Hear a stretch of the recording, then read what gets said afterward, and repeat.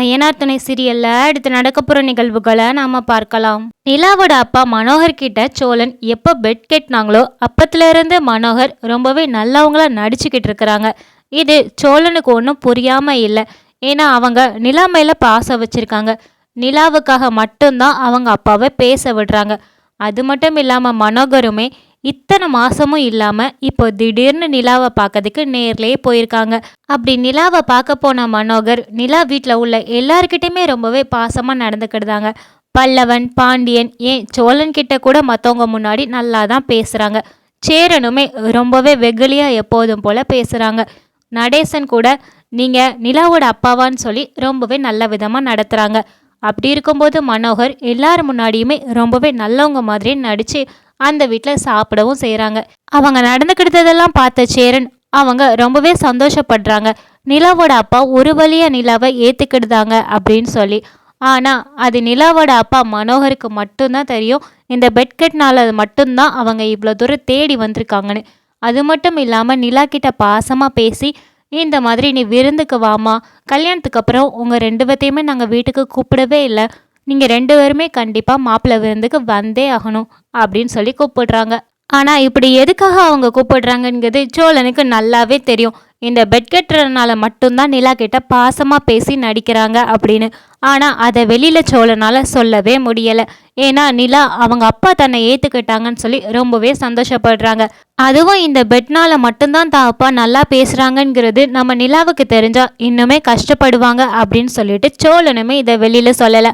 ஆனால் வீட்டில் உள்ள பாண்டியன் கிட்ட மட்டும் இந்த மாதிரி அவங்க அப்பா பண்ணினால தான் இப்படி தேடி வந்திருக்காங்க நிலாவன்னு சொல்கிறாங்க. அப்போ அவர் வீட்டுக்கு உன்னை விருந்துக்கு கூப்பிட்டது கூட ஏதாவது உள்கூத்து இருக்கதாண்டா செய்யும். நீ போகிற இடத்துல ரொம்பவே பார்த்து பத்திரமா இருடா அப்படின்னு சொல்லி அட்வைஸ் பண்ணி மறுநாள் காலையில் ரெண்டு பேருமே திருவண்ணாமலைக்கு விருந்துக்காக கிளம்புறாங்க. அப்படி போன இடத்துல நிலாவுக்கு ரொம்பவே வரவேற்பு அமோகமாக இருக்குது. ஏன்னா மனோகர் வீட்டுக்கு வந்ததுமே அவங்க வீட்டில் எல்லார்கிட்டையுமே சொல்லியிருப்பாங்க நிலாவை இந்த மாதிரி விருந்துக்கு கூப்பிட்ருக்கோன்னு. உடனே நிலாவோட அண்ணே தாம் தோம்னு குதிக்கிறாங்க. நீங்கள் போய் எதுக்கு அவளை கூப்பிட்டீங்க? நீங்கள் சென்னைக்கு போனது அவளை பார்க்க தானா? இப்படி தான் நீங்கள் ஒட்டி உறவாடிட்டு இருக்கீங்களான்னு சொல்லி ரொம்பவே பேசுகிறாங்க. இதை கேட்டதுமே மனோகர், டே என்னடா பேசுகிற, அவள் என்னதான் இருந்தாலும் உன் தங்கச்சி அப்படின்னு நான் சொல்லுவேன்னு நினச்சியா? அந்த உறவெல்லாம் எப்போவோ முடிஞ்சிடுச்சுடா. அவளை பழி வாங்குறதுக்காக மட்டும்தான் நான் இப்போ கூப்பிடுறது. அது மட்டும் இல்லாமல் அந்த சோழன் இப்படிலாம் என்கிட்ட பேசினான். என்னோட ஒய்ஃப் என்னை விட்டுட்டு வரமாட்டான்ங்கிற மாதிரி ரொம்ப திமிரா பேசினான். அதனால தான் நானும் பெட் கட்டியிருக்கேன். அவனை பாரு, நான் உண்டு இல்லைன்னு ஆக்குறேன். நம்ம நிலா கிட்ட கொஞ்சம் பாசம் பேசினாலே போதும், நிலா நம்ம கிட்ட வந்துடுவா. அந்த ட்ரிக்கை தான் நான் இப்போ ஃபாலோ பண்ணுறேன். எனக்கு என்னதான் நிலா மேலே கோபம் இருந்தாலுமே நான் இப்போ வெளிக்காட்டுறேன்னா இல்லை பாசமாக தானே பேசிட்டு வந்திருக்கேன். அதே மாதிரியே நீங்கள் ரெண்டு பேருமே நடிங்கன்னு சொல்லி அவங்க ஒய்ஃப் கிட்டையும் அவங்க பையன்கிட்டையும் சொல்கிறாங்க. இதை கேட்டதுமே தாசுமே சரி அப்பாவோட பிளான் நல்லா தான் இருக்குதுன்னு சொல்லி அதுக்கு ஓகே சொல்கிறாங்க. அதனால தான் நிலாவும் சோழனும் வரும்போது தடபுடலாக ஏற்பாடு பண்ணி அவங்கள நல்லபடியாகவே வரவேற்கிறாங்க. ஆனால் சோழனும் நிலாவும் வீட்டுக்கு வந்ததுலேருந்து நிலா முன்னாடி மட்டும்தான் சோழன் கிட்ட எல்லாருமே நல்ல விதமாக நடந்துக்கிட்டுதாங்க. அது மட்டும் இல்லாமல் நல்ல விதமாகவும் பேசுகிறாங்க. சோழன் தனியாக இருக்கும்போது நம்ம நிலாவோட அண்ணனும் சரி நிலாவோட அப்பா அம்மா யாருமே நம்ம சோழனை கண்டுக்கிட மாட்டுக்காங்க. அதே மாதிரியே நிலா முன்னாடி நிலாவோட அண்ணனும் நிலாவோட அப்பாவும் சோழனை ரொம்பவே தாங்கி தாங்கி பேசுகிற மாதிரி மாப்பிள்ளை அதை சாப்பிடுங்க, மாப்பிள்ளை இதை சாப்பிடுங்கன்னு சொல்லி விழுந்து விழுந்து கவனிக்கிறாங்க. ஆனால் சோழன் மட்டும் உம்முனே இருக்கிறத நிலா கவனிக்கிறாங்க. அப்போ நிலா நினைக்கிறாங்க, சோழனுக்கு தான் இந்த வீட்டுக்கு வந்ததுலேருந்து விருப்பம் இல்லாமல் இருக்கிறாங்க போலுக்கு.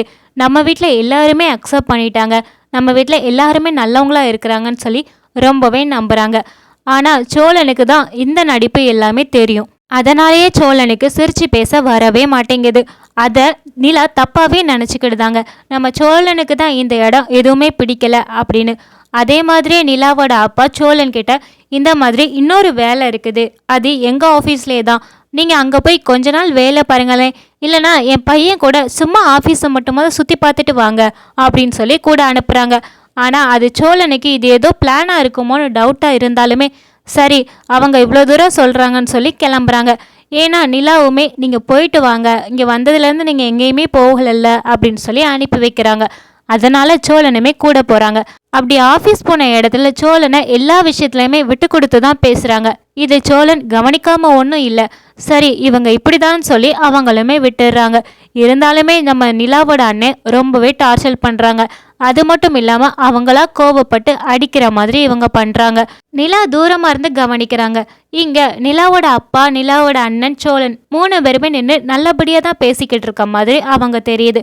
ஆனா இங்க நிலாவோட அப்பாவும் நிலாவோட அண்ணனுமே சேர்ந்து சோழனை ரொம்பவே கேவலமா திட்டுறாங்க.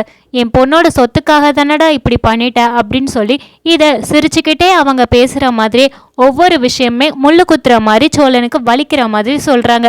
இதை கேட்டதுமே பொறுமை இழந்த சோழன் அவங்கள கை நீட்டி அடிக்க போறாங்க.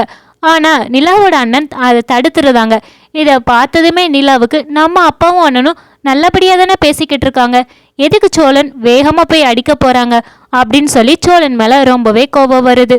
உடனே நிலா வந்து கேட்குறாங்க, ஆமாம் இப்போ எதுக்கு எங்கள் அப்பா மேலே நீங்கள் கை நீட்ட வந்தீங்க அப்படின்னு சொல்லி கேட்குறாங்க. அதெல்லாம் ஒன்றும் இல்லை, உங்கள் அப்பனா அது என்னமெல்லாம் பேசுகிறான் தெரியுமா அப்படின்னு சொல்லி இவன் பேசுகிற மாதிரி வராங்க. இதை கேட்டதுமே நிலா, நான் உங்களை என்னமோன்னு நினச்சேன், ஆனால் நீங்கள் இப்படி கீழ்த்தனமாக இருப்பீங்கன்னு நான் நினைக்கவே இல்லை. ஏன் அப்பாவை பற்றி ஏன் இப்படியெல்லாம் பேசுகிறீங்கன்னு சொல்லி பேசுகிறாங்க. இதை கேட்டதுமே சோழன், மாட்டி விட்டாங்கடா, இதுக்கு தான் இந்த ஆஃபீஸ்லாம் கூட்டிகிட்டு வந்தாங்களா அப்படின்னு சொல்லி ரொம்பவே சலிச்சுக்கிட்டுதாங்க. அது மட்டும் இல்லாமல், நிலா உனக்கு ஒன்றுமே தெரியலை, ஃபஸ்ட்டு நல்லா கண்ணை திறந்து பாருங்க என்ன நடக்குதுன்னு. அவங்க எப்படி திடீர்னு வந்தாங்கன்னு நீ கொஞ்சமாவது யோசிச்சியா அப்படின்னு சொல்லி திட்டுறாங்க.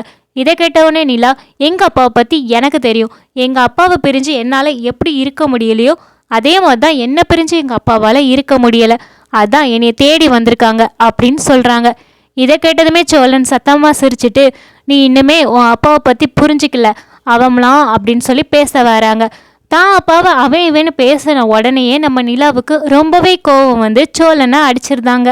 சோழன், நான் உங்கள் மேலே வேற ஒரு மரியாதை வச்சுருந்தேன், ஆனால் அந்த மரியாதையை நீங்களே கெடுத்துக்கிட்டீங்க அப்படின்னு சொல்லி நிலா வீட்டுக்கு கிளம்புறாங்க. அப்படி நிலா போனதுமே நிலாவோட அப்பாவும் அண்ணனும் சோழனை பார்த்து, பாத்தியாடா உனக்கெல்லாம் ஒரு வாரம் ரொம்பவே ஓவர், பாத்தியா 3 நாளில் நாங்கள் உன்னைய பிரிச்சிட்டோம், இன்னும் பாரு இன்னும் 4 நாள் தான் இருக்குது, அதுக்குள்ளே உன்னைய விட்டு மொத்தமாக எங்கள் பொண்ணு எங்களுக்கே வந்துருவா அப்படின்னு சொல்லி பேசுகிறாங்க. இதை கேட்டதுமே சோழன் அழுகவா இல்லை சிரிக்கவாங்கிற மாதிரி ரொம்பவே தகச்சு போய் நிற்கிறாங்க. ஆனால் இங்கே நிலாவோ, நம்ம சோழனுக்கு அறிவே கிடையாது, இவனுக்கு நான் எத்தனை தடவை தான் சொல்கிறது, சாஃப்டாக யார்ட்டையுமே பேசவே தெரியாது, உடனே அடிக்கிறது குத்துறதுன்னு தான் போவான், இப்போ பாரு என் அப்பாவை போய் போய் கை நீட்ட போகிறான், இவனெல்லாம் என்ன சொல்ல அப்படின்னு சொல்லி திட்டிக்கிட்டே வீட்டுக்கு போகிறாங்க.